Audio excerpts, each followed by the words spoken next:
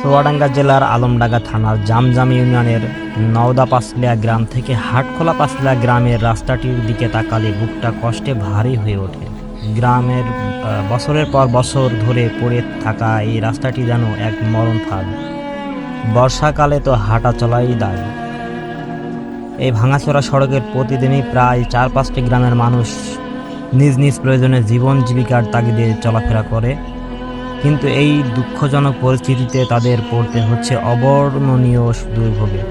সবচেয়ে মর্মান্তিক বিষয় হলো, এই রাস্তার মাঝে অবস্থিত একটি মসজিদে নামাজি মুসল্লিদের যাতায়াতে প্রচণ্ড কষ্ট হয়।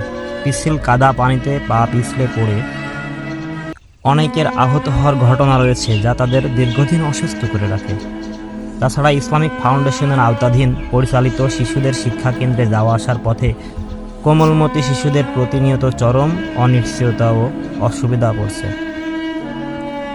আজ আমরা এই গ্রামের পক্ষ থেকে আমাদের এলাকার মাননীয় এমপি মহোদয় এবং সড়ক বিভাগের সরকারি কর্মকর্তাদের কাছে আকুল আবেদন জানাচ্ছি, আমাদের এই রাস্তাটি অতি দ্রুত সংস্কার করে আমাদের এই দুর্ভোগ থেকে মুক্তি দিন।